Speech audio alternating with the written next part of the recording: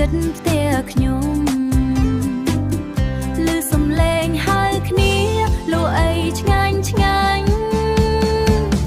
ក្លិនម្ហូបហូរមកឲ្យចិត្តខ្ញុំចង់ញមៀ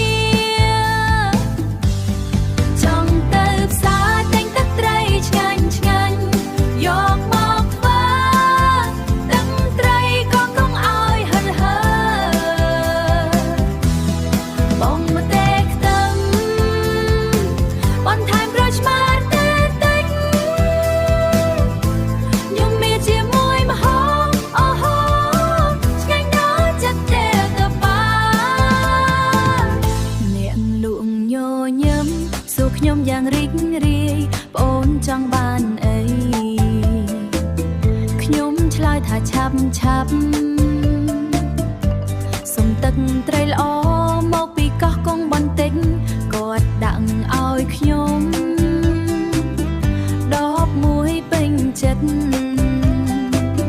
ក្លិនឆ្ងាញ់ឆ្លៀតចិត្តមិនអាចទុំបានគិតទៅដល់ផ្ទាំងចង់ញមៀឥឡូវហើយចង់ទៅផ្សារទិញទឹកត្រីឆ្ងាញ់ឆ្ងាញ់យកមកធ្វើទឹកត្រីក៏គង់ឲ្យហិលហើបងមកទេខ្ទឹមបន្ថែមក្រូចឆ្មាទេតិច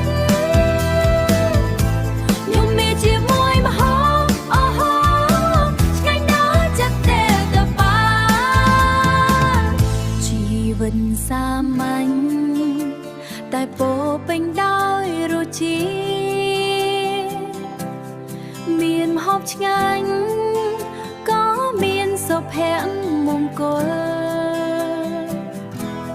ថ្ងៃក្រោយទៀតខ្ញុំនឹងទៅផ្សារវិញ